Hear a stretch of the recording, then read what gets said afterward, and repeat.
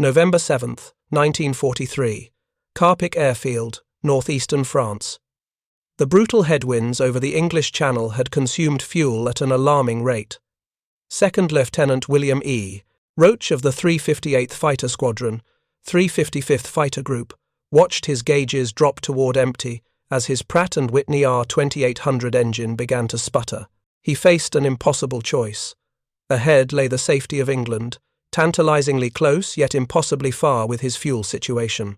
Below him stretched a patchwork of French fields, some friendly, most occupied by German forces. One airfield looked remarkably similar to the Allied bases he knew. Roach committed to his approach. The massive Republic P-47 D Thunderbolt, serial number 42-22490, nicknamed Beetle, touched down smoothly on the grass field. Roach followed a ground vehicle to a parking area, shut down his engine, and only then noticed the balkenkreuz on nearby aircraft. The Germans he had been fighting minutes earlier now surrounded his cockpit with rifles drawn. If you're enjoying this deep dive into the story, hit the subscribe button and let us know in the comments from where in the world you are watching from today. Lieutenant Roach's war as a combat pilot was over. He would spend the remainder of the conflict at Stalag Luft 1, but the education of the German Luftwaffe was about to begin in ways neither side could have anticipated. What the Germans discovered when they examined Beetle would fundamentally alter their understanding of American industrial capacity and engineering philosophy. The P-47 Thunderbolt represented not just a fighter aircraft, but a complete manifestation of American manufacturing superiority and material abundance. At the heart of this revelation sat an engine that would force German engineers to confront an uncomfortable reality about the widening gap between American and German aviation technology. Over the next 18 months, as German engineers methodically disassembled, tested, and analyzed the Pratt and Whitney R 2800 double wasp engine, they would document with professional thoroughness exactly how far American engine development had surpassed their own capabilities. They had been competing in what appeared to be the same category of air warfare, but the engine that powered the P-47 revealed they were fighting opponents who operated with resources and industrial sophistication that Germany could no longer match. The Luftwaffe's premier testing facility, Air Testing Center Rechlin, located approximately 100 kilometers northwest of Berlin in Mecklenburg, had evaluated captured Allied aircraft throughout the war. German test pilots and engineers approached each examination with professional rigor, seeking tactical advantages and understanding enemy capabilities. But the systematic evaluation of the R 2800 engine would prove different from previous assessments. This was not simply another enemy power plant to be catalogued and countered. This was evidence of an industrial philosophy and manufacturing capability that exceeded German assumptions about American engineering. The Pratt and Whitney R 2800 double wasp that powered Lieutenant Roach's P-47 represented the culmination of American radial engine development during the late 1930s. Pratt and Whitney engineers had designed the engine specifically to meet military requirements for substantial power output combined with operational reliability under demanding combat conditions. The designation R 2800 indicated the engine's configuration and displacement. The letter R identified it as a radial engine with cylinders arranged in circular rows around a central crankshaft. The number 2800 represented total displacement in cubic inches, equivalent to 45.9 litres. The double wasp configuration arranged 18 cylinders in 2 rows of 9 cylinders, each around a single crankshaft. This twin-row design allowed substantial displacement and power generation within a relatively compact frontal area compared to single-row radial engines of equivalent power. Each cylinder measured 5.75 inches in both bore and stroke, creating identical dimensions that simplified manufacturing and improved thermal characteristics. German engineers who first examined the intact R 2800 in Beetle's engine bay immediately recognized they were observing engineering sophistication that exceeded their expectations of American capabilities. The engine produced 2,000 horsepower at standard military power settings. With water methanol injection for war emergency power, output reached 2,300 horsepower.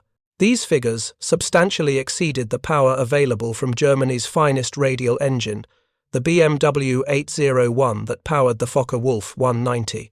The BMW 801D, Germany's most advanced production radial engine in 1943, produced 1,700 horsepower at takeoff power, increasing to 1,730 horsepower in the strengthened D-2 variant. Even with emergency boost systems that would only become widely available late in the war, German radial engines never approached the sustained power output that American engineers had designed into the R2800 as standard operating capability. But the power output differential alone did not tell the complete story. German engineers systematically photographed, measured, weighed, and documented every component of the captured engine according to standard Rechlin evaluation protocols. What they discovered through this methodical examination proved more troubling than simple horsepower comparisons. The Americans had not achieved superior power through desperate engineering compromises or acceptance of reduced reliability. They had built an engine that delivered exceptional power output while maintaining operational characteristics that German engineers associated with engines producing far less horsepower. The crankshaft represented a masterpiece of metallurgy and precision manufacturing. Forged from high-grade steel alloy containing materials that were increasingly scarce in Germany, the massive crankshaft incorporated 9 throws to connect the 18 connecting rods from both rows of cylinders. The forging quality impressed German metallurgists who examined it. The surface finish showed precision machining to tolerances tighter than standard German practice. The material itself exhibited properties that indicated access to strategic alloying elements without the substitutions and compromises that increasingly plagued German engine production. Each connecting rod was forged from aluminum alloy and machined to exacting standards. German engineers noted the consistent quality across all 18 rods. They showed no evidence of the manufacturing variations that were becoming common in German production, as skilled machinists were drafted into combat units and replaced with less experienced workers or forced labor. The master connecting rod that carried the satellite rods in the radial configuration demonstrated particularly sophisticated engineering in its articulated joint system. The pistons incorporated design features that revealed American willingness to accept manufacturing complexity in exchange for improved performance and reliability.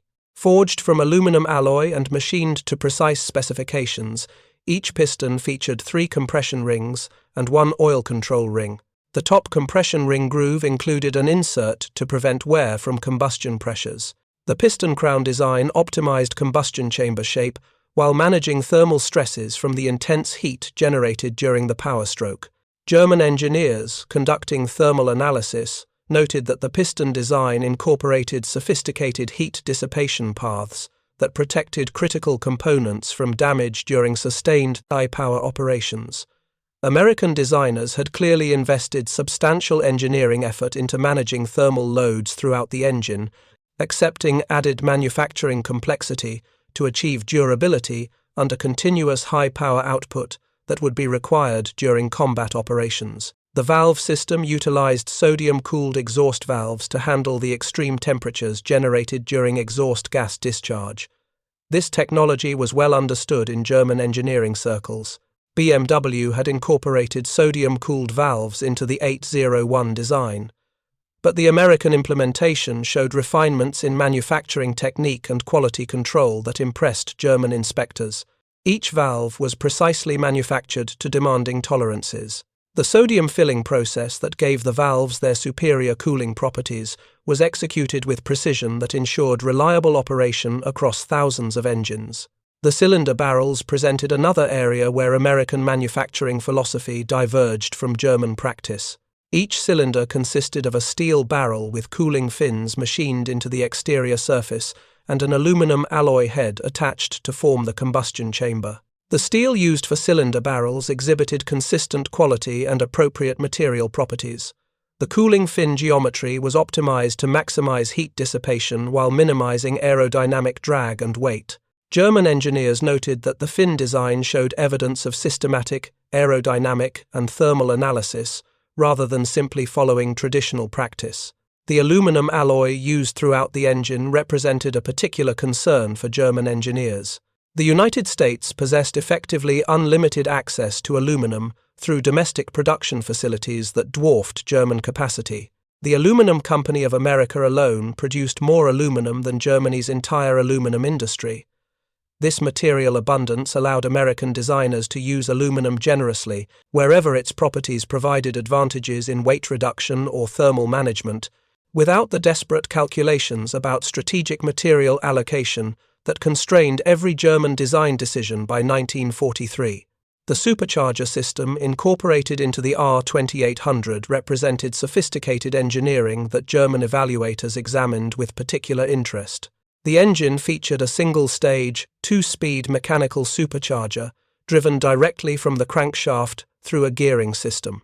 This supercharger compressed intake air before it entered the cylinders, allowing the engine to maintain power output as altitude increased and ambient air pressure decreased. The two-speed configuration allowed the supercharger to operate at different drive ratios, optimized for different altitude ranges. In low blower mode, the supercharger ran at lower speed, providing adequate boost pressure for low and medium altitude operations without consuming excessive power from the crankshaft. In high blower mode, the supercharger operated at higher speed, delivering greater boost pressure needed to maintain engine power at higher altitudes, where the thinner atmosphere would otherwise cause significant power loss. German radial engines typically used similar mechanical supercharger designs, so this technology itself was not revolutionary to German engineers, but the American implementation demonstrated manufacturing precision and quality control that impressed the Rechlin evaluation team.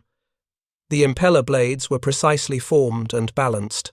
The diffuser section efficiently converted the high-velocity compressed air into high-pressure, low-velocity flow suitable for engine induction. The drive gearing operated smoothly with minimal vibration, despite transmitting substantial power through the speed-changing mechanism. However, the mechanical supercharger represented only half of the P-47's altitude performance capability.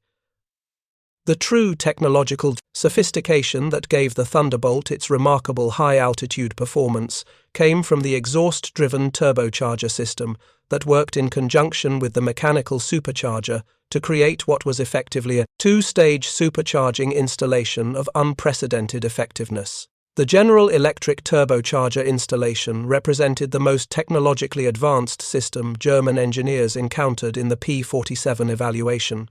This system collected exhaust gases from all 18 cylinders through manifolds and routed them through heavily insulated pipes running along each side of the fuselage to a turbine unit located behind and below the cockpit. The hot exhaust gases spun a turbine wheel at tremendous velocity. This turbine drove a centrifugal compressor that forced additional pressurized air into the engine's mechanical supercharger intake. The system included an intercooler heat exchanger that reduced the temperature of the compressed air after it left the turbocharger compressor, but before it entered the engine's mechanical supercharger. This cooling process increased the density of the compressed air, allowing more oxygen to be packed into each cylinder charge and preventing destructive detonation that could occur when compressed intake air became too hot. Automatic regulators controlled boost pressure and turbine speed based on pilot throttle inputs and altitude conditions, eliminating the need for constant manual adjustments that would have increased pilot workload during combat maneuvering. The pilot simply set desired manifold pressure with the throttle control, and the automatic wastegate system regulated exhaust gas flow to the turbine to maintain that pressure setting regardless of altitude changes. German engineers understood the theoretical principles of turbocharging completely. German researchers had conducted experimental programs exploring similar approaches to high-altitude power maintenance, but implementing such a system in mass-produced combat aircraft had proven impossible given the material shortages, manufacturing limitations, and quality control challenges that plagued German industry by 1943. The turbocharger required exotic high-temperature alloys for turbine blades that had to withstand temperatures exceeding 1,500 degrees Fahrenheit while spinning at speeds approaching 25,000 revolutions per minute.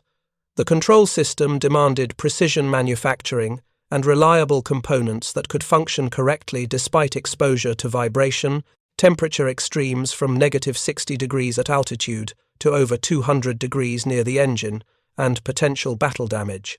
The extensive ducting needed heat-resistant materials and perfect seals to function efficiently.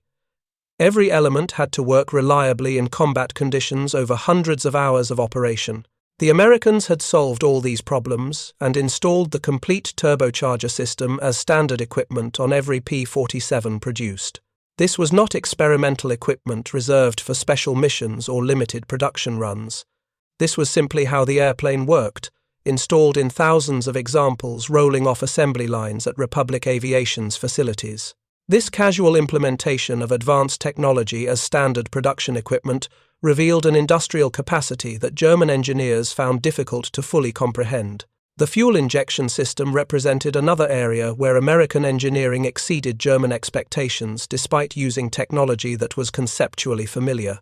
Both American and German aviation engines had moved away from carburetors toward fuel injection systems during the late 1930s to eliminate fuel flow interruptions during -G maneuvers and provide more precise fuel, metering across varying power settings and altitudes. The R-2800's fuel injection system demonstrated sophisticated design and precision manufacturing. A mechanically driven fuel pump maintained consistent pressure throughout the fuel distribution manifold. Individual injector nozzles at each cylinder sprayed precisely metered fuel charges directly into the intake port immediately before the intake valve. The metering system automatically adjusted fuel flow based on manifold pressure, engine speed, and mixture control settings to maintain optimal fuel-air ratios across the entire operating envelope. German engineers noted that the fuel injection components showed manufacturing precision and surface finish quality that exceeded standard German production practice. Each injector nozzle was manufactured to demanding tolerances to ensure consistent spray patterns. The fuel pump operated smoothly without the leakage issues that sometimes plagued German fuel systems as quality control degraded under wartime production pressures. The complete system functioned reliably throughout the Rechlin test program, despite operating hundreds of hours without benefit of factory-trained maintenance personnel or genuine Pratt and Whitney spare parts. The ignition system utilized two independent magnetos to provide redundant spark generation. If one magneto failed due to battle damage or mechanical malfunction, the engine would continue operating on the surviving magneto, allowing the pilot to attempt return to base rather than forcing an immediate bailout. Each magneto fired one spark plug in each cylinder, giving each cylinder dual ignition for improved combustion reliability and performance. The magnetos incorporated materials and precision components that German engineers recognized as superior to equivalent German ignition equipment that was suffering quality degradation as the war progressed. The oil system impressed German engineers with its sophisticated design and generous capacity. The dry sump lubrication system used separate scavenge pumps to collect oil from the engine sump and return it to an external oil tank with capacity exceeding 25 gallons. This large capacity provided thermal mass that helped stabilize oil temperatures during varying power demands and gave the engine substantial reserves that could tolerate some oil loss from minor battle damage or system leaks without immediate engine failure. The oil cooler installation demonstrated thoughtful integration with the overall engine cooling system. Located in the chin intake below the propeller spinner, the oil cooler received ram air that had been used for cylinder cooling, providing efficient heat dissipation without requiring a separate intake that would have increased aerodynamic drag. The oil temperature regulation system maintained appropriate temperatures automatically across varying ambient conditions and power settings, reducing pilot workload and preventing damage from excessive temperatures during sustained high-power operations. German test pilot Hans-Werner Lersch, assigned to conduct the initial evaluation flights of Beetle at Rechlin, documented his impressions of the R-2800's operational characteristics in his logbook and later published memoirs. His professional assessment carried particular weight because he would ultimately fly over 125 different aircraft types during the war without ever crashing or seriously damaging a single aircraft, a safety record that stood as unique in aviation history. Lurche's first impression of the engine during ground operations noted the distinctively deep, powerful sound it produced. The 18-cylinder radial running at 1800 revolutions per minute created a rumble that differed markedly from the sharper note of German inline engines, or even the BMW 801 14-cylinder radial. This was a sound that spoke of tremendous displacement and substantial power reserves. If you find this story engaging, please take a moment to subscribe and enable notifications. It helps us continue producing in-depth content like this. During engine start procedures, Lurch noted the sophisticated priming and mixture control system that helped ensure reliable starts across varying temperature conditions. The automatic mixture control simplified cold weather starts that could be problematic, with engines requiring manual mixture management. Once started, the engine ran smoothly at idle, without the roughness sometimes exhibited by large radial engines operating at low power settings. Taxiing revealed the substantial weight of the complete P-47 airframe at nearly 10,000 pounds empty and over 13,000 pounds with fuel and ammunition. The R-2800 delivered the power needed to move this mass without strain, even during ground operations. The propeller pitch control operated smoothly, providing appropriate thrust for taxi speeds without the propeller overspeeding concerns that sometimes complicated ground handling of aircraft with manually controlled propellers. For takeoff, Lurch advanced the throttle carefully, feeling the engine's response as manifold pressure increased and the four-bladed Curtiss electric constant-speed propeller bit deeper into the air. The R-2800 developed maximum power smoothly and progressively, without the sudden surges or hesitation that could make takeoff rolls exciting in less refined installations. The 2,000 horsepower available for military power takeoffs provided more than adequate thrust to accelerate the heavy fighter to flying speed and climb away smartly once airborne. The engine's operating characteristics impressed Lurch throughout the flight envelope. At low altitudes, the R-2800 delivered robust power that made the Thunderbolt feel responsive, despite its size and weight. The mechanical supercharger maintained consistent power delivery as Lurch climbed through 10,000, then 15,000, then 20,000 feet, where German fighters began experiencing noticeable power deterioration as their engines struggled against the thinning atmosphere. The character of the engine changed, dramatically above 20,000 feet, as the turbocharger system fully demonstrated its capabilities. The turbine, driven by exhaust gases and becoming increasingly efficient as air pressure decreased with altitude, forced massive quantities of compressed air into the mechanical supercharger intake. While German engines gasped for oxygen and lost 30% or more of their sea-level power at 25,000 feet, the R-2800 maintained full rated output. Lurch pushed the throttle forward at 25,000 feet and felt the Thunderbolt accelerate with surprising vigor.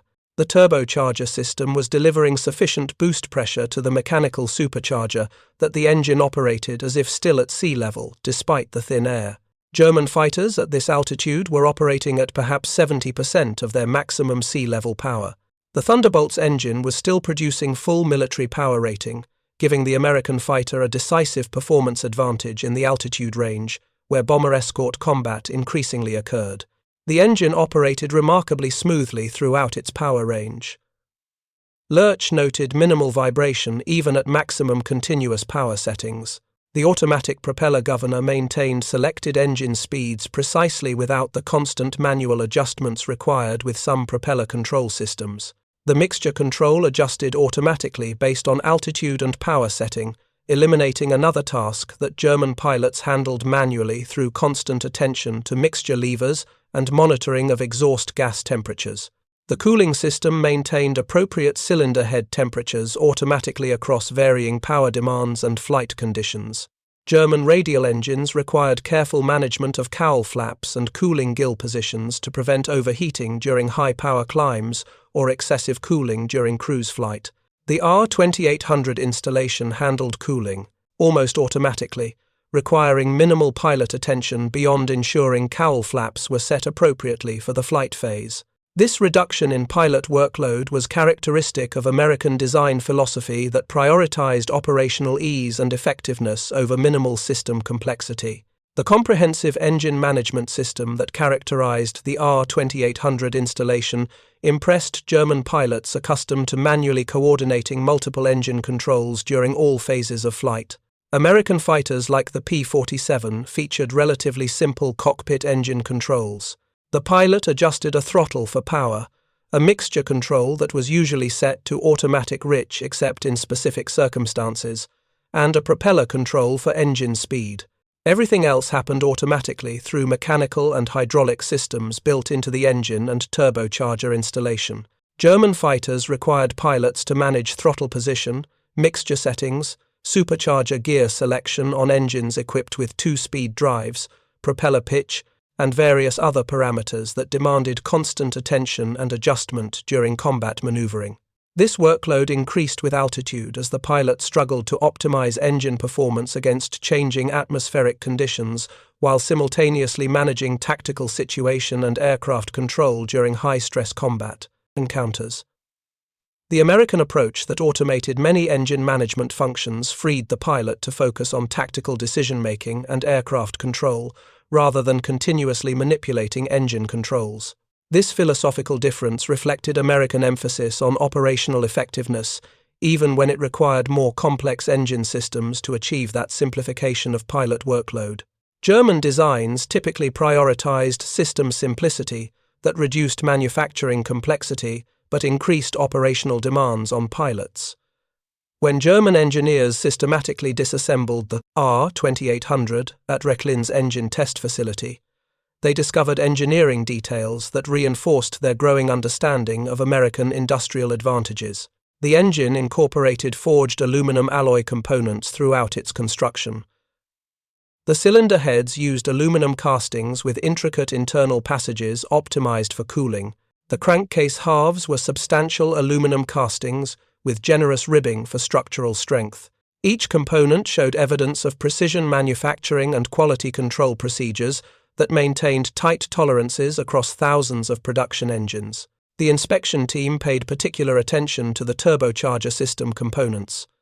The turbine wheel was machined from a high-temperature nickel alloy that German metallurgists examined with professional appreciation, recognizing immediately that this material required access to strategic alloying elements that Germany could no longer obtain in quantities needed for widespread implementation. The compressor wheel showed precision machining and careful balancing, essential for operation at extreme rotational speeds. The bearing system that supported both turbine and compressor wheels incorporated materials and design features that reflected sophisticated understanding of tribology and thermal management.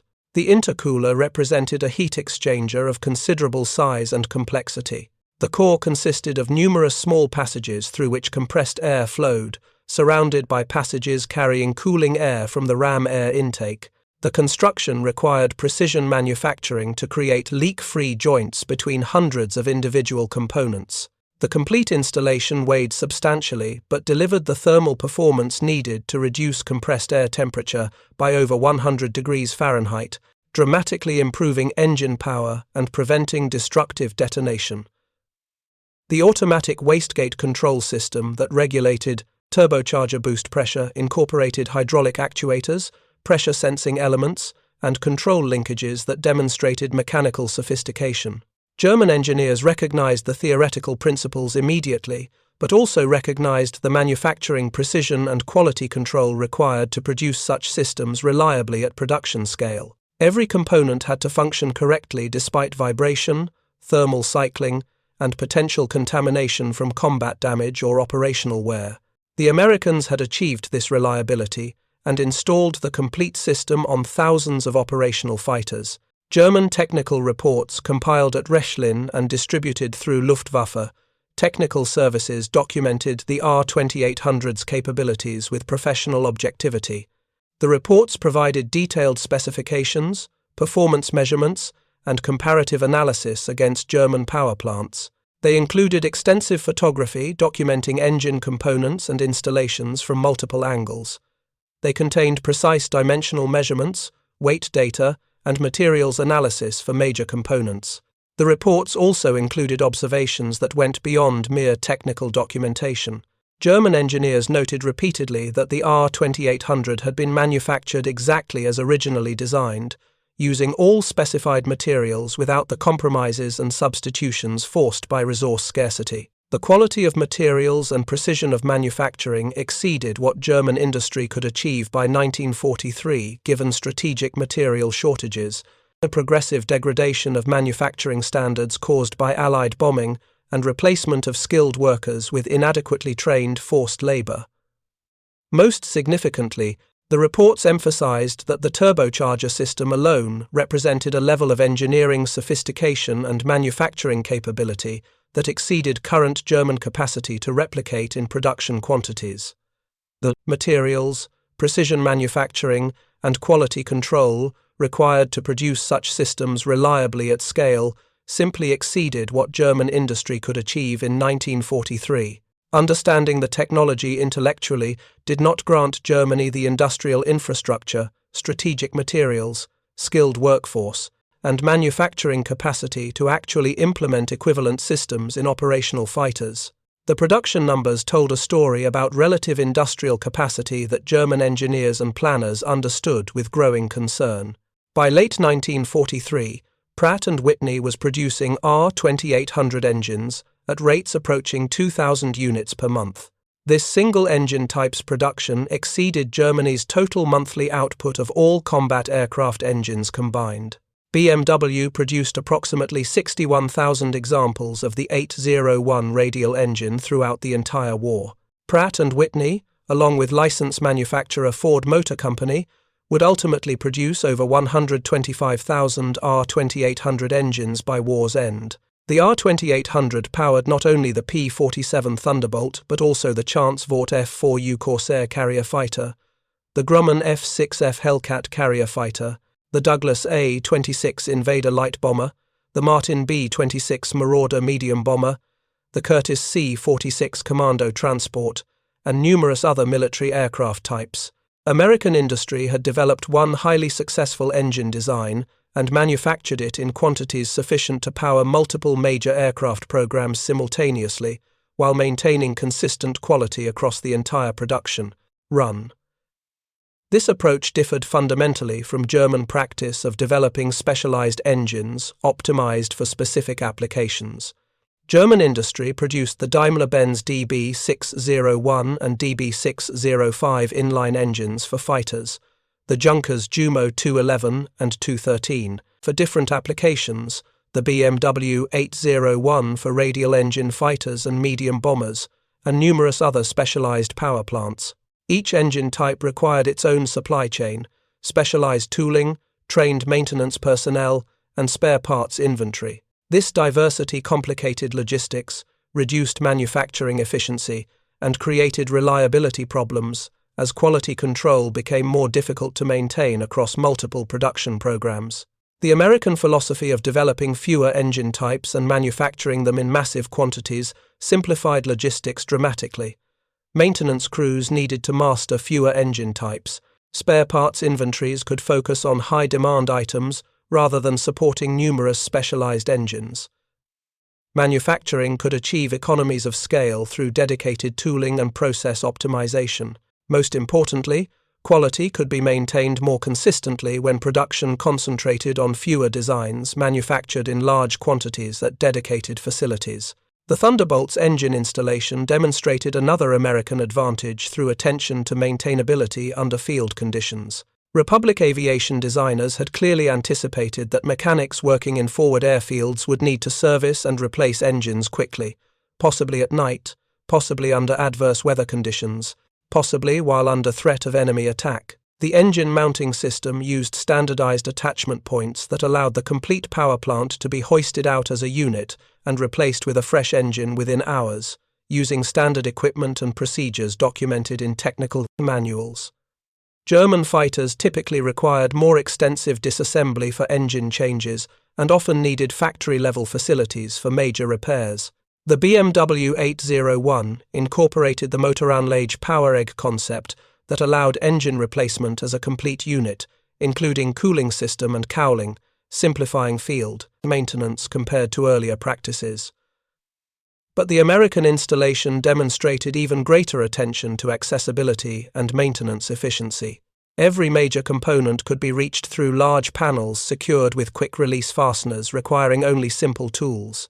Maintenance procedures were clearly documented in manuals written for mechanics with standard training, rather than specialists with factory-specific knowledge. This difference reflected American abundance versus German scarcity.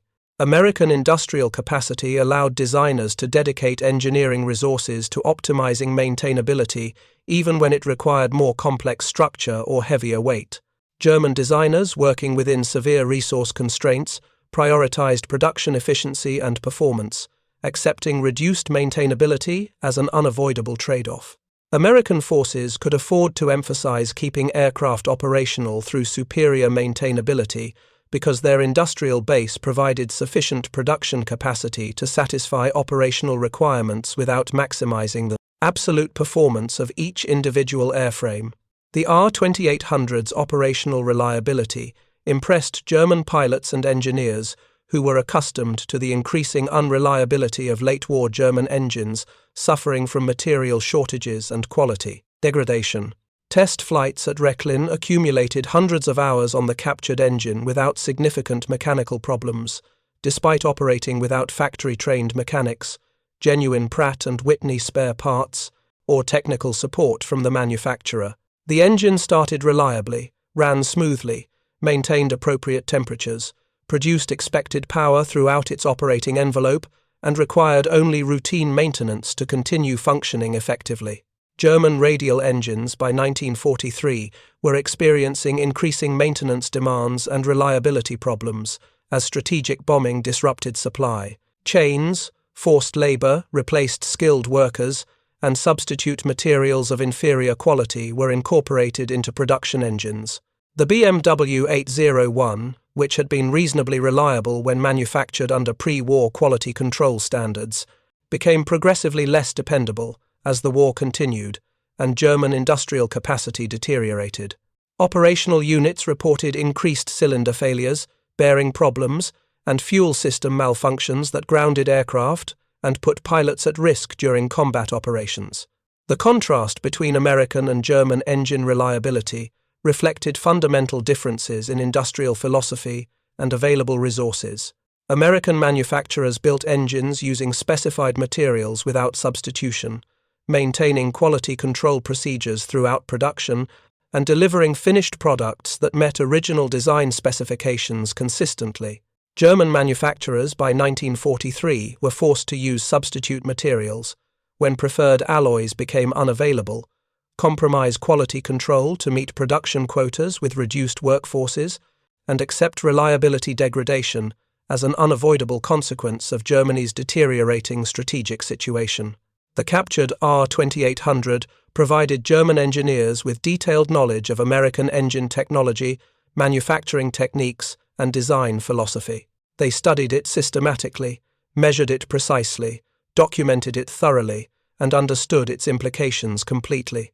But knowledge alone could not provide Germany with the aluminum, strategic alloying materials, precision machine tools, skilled workforce, undamaged factory facilities, and functioning transportation infrastructure required to design and manufacture equivalent engines in quantities needed to affect strategic outcomes. German aviation engine designers initiated ambitious development programs intended to counter Allied advantages through advanced technology. They pursued sophisticated high-altitude engines with complex supercharger systems, powerful motors incorporating the latest metallurgical and thermodynamic knowledge, and revolutionary turbine engines that promised to leapfrog piston engine limitations entirely. These programs demonstrated German engineering competence and innovative thinking that remained impressive despite deteriorating circumstances. But advanced designs could not overcome fundamental resource constraints and industrial degradation that prevented Germany from translating engineering excellence into operational capability at scale. The Jumo 213 inline engine, with its sophisticated 3-speed mechanical supercharger, showed promise but entered production too late and in insufficient quantities to matter strategically. The DB603 engine, with its complicated annular radiator and high-pressure cooling system, offered theoretical advantages but proved difficult to manufacture reliably under wartime conditions. The Heinkel Hess 011 turbojet engine powered the revolutionary Me-262 fighter, but suffered from material shortages that limited turbine blade life to mere hours, rather than the hundreds of hours needed for operational effectiveness. Germany's situation by late 1943 resembled that of a nation attempting to compete industrially against opponents whose combined industrial capacity exceeded German capability by factors of 5 or more. When Britain refused to capitulate after France fell, when the Soviet Union survived the initial German onslaught and relocated its industry beyond German reach, and when the United States entered the war with its vast, untouched industrial base, Germany's path to military victory effectively closed. The only question remaining was how long Germany could continue fighting and how much destruction would occur before the inevitable conclusion. The story of German engineers examining the Pratt and Whitney R 2800 engine provides a case study in the realities of industrialized warfare as it had evolved by World War II. The Thunderbolt succeeded not because its engine represented revolutionary technology impossible for German engineers to understand theoretically, but because the R 2800 embodied American industrial advantages in material abundance, manufacturing sophistication, and systematic integration of advanced systems as standard production equipment. American industry produced the R 2800 by the thousands, while simultaneously manufacturing millions of other engines for trucks, tanks, ships, and aircraft of every type. This production occurred in modern factories equipped with precision machine tools, staffed by trained workers following systematic quality control procedures, supplied with high-grade materials through efficient logistics networks, and protected from enemy attack by oceanic distances that kept American industrial capacity entirely secure from direct military threat. Germany produced capable engines using sophisticated engineering knowledge and available resources, but operated under constraints that prevented achieving American production scale or quality consistency. Strategic bombing progressively degraded German manufacturing capacity, destroying factories, disrupting supply chains, and forcing dispersion of production into smaller facilities less amenable to efficient mass manufacturing. Material shortages forced substitution of inferior alloys and acceptance of reduced performance margins. The replacement of skilled workers with forced labor reduced quality control effectiveness and increased manufacturing defects. The captured R 2800 taught these lessons with undeniable clarity to German engineers, who measured it precisely, flew aircraft powered by it extensively, and documented its characteristics professionally. The engine demonstrated that American industrial philosophy prioritized absolute capability over elegant efficiency, abundant resources over careful optimization, and systematic material advantage over individual technical brilliance. These priorities, when implemented with nearly unlimited resources and manufacturing capacity, produced power plants that outclassed German equivalents in aggregate performance, even when German designs showed superior characteristics in isolated parameters. The lesson extended beyond engines themselves to illuminate the broader strategic situation Germany faced. Every category of captured American equipment told fundamentally the same story. Superior design, supported by overwhelming industrial capacity, consistently defeated sophisticated engineering constrained by resource scarcity. German forces could study, analyze, and understand American advantages through programs like the Rechlin Evaluation Facility without being able to replicate or effectively counter those advantages given the strategic circumstances they faced. The knowledge German engineers gained from examining the R 2800 provided valuable insights into American design philosophy, manufacturing techniques, and engineering capabilities. This knowledge informed German engine development programs and helped German pilots understand the performance characteristics of aircraft they would face in combat. But the knowledge primarily served to document the dimensions of German disadvantage with professional thoroughness, without offering any realistic path to overcome that disadvantage, given Germany's deteriorating industrial situation and shrinking resource base. When Allied forces captured Rechlin in May 1945, they found extensive documentation of the German captured aircraft evaluation program, Technical reports filled filing cabinets, detailing every measurable characteristic of American and British aircraft examined during the war. The reports were models of engineering thoroughness and scientific objectivity. They represented thousands of man-hours spent meticulously documenting capabilities that Germany could observe and measure but never replicate, given their deteriorating circumstances. American technical intelligence teams who reviewed German reports after the war noted that German engineers had understood American aircraft and engine capabilities more clearly than American commanders sometimes did. The technical analysis was frequently more detailed and rigorous than equivalent American evaluations. German engineering competence had never been in question. German engineers understood the R-2800 completely, documented it professionally, and grasped the strategic implications accurately. But understanding alone could not produce the industrial capacity required. Germany had attempted to fight a modern industrial war with resources insufficient for the task. They compensated through engineering excellence, superior initial pilot training, and tactical innovation born of necessity. These advantages sustained them through early victories against opponents with similar resource constraints. Against the United States, possessing industrial capacity exceeding all other major powers combined, engineering excellence and tactical skill could only delay the inevitable rather than change the outcome. The Pratt and Whitney R 2800 double wasp engine that powered Lieutenant Roach's Thunderbolt into inadvertent German captivity became a symbol to German engineers of the industrial realities they faced. Here was an engine producing 2,300 horsepower with war emergency power, incorporating a sophisticated turbocharging system as standard equipment, manufactured to exacting quality standards without material compromises, and produced in quantities exceeding 100,000 units by a single manufacturer and its licensee. German industry could not match any dimension of this achievement by late 1943. Not the power output, given material constraints and cooling limitations. Not the sophisticated systems integration, given manufacturing complexity and quality control challenges. Not the production scale, given limited capacity and progressive industrial degradation from sustained Allied strategic bombing.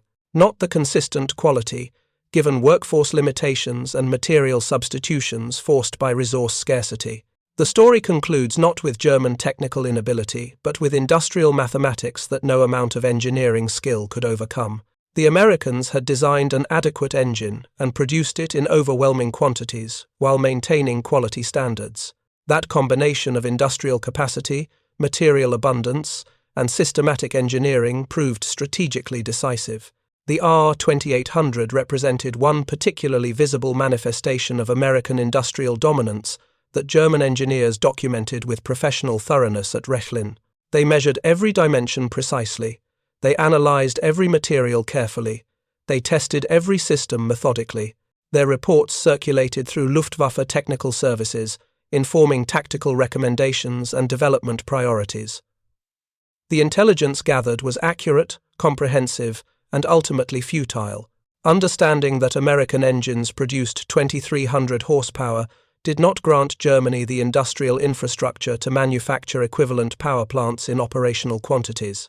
Knowing the turbocharger system's specifications did not provide the high-temperature alloys, precision manufacturing equipment, and quality control systems needed to replicate it reliably. Documenting American material abundance did not conjure aluminum, strategic metals, or petroleum products from Germany's depleted reserves. Lieutenant Roach's Thunderbolt, designated T9+FK by its German captors, survived the war and was recovered by American forces at Göttingen in May 1945. The aircraft sat among a collection of captured Allied types that documented the breadth of German intelligence-gathering efforts.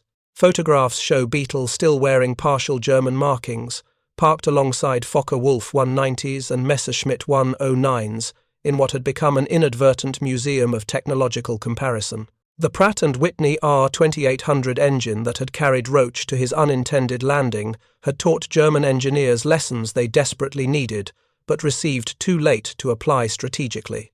The engine demonstrated conclusively that American industrial philosophy could produce sophisticated systems in overwhelming quantities without compromising quality or reliability. This approach, backed by vast resources and protected industrial capacity, created weapons systems that defeated German technical excellence through systematic material superiority.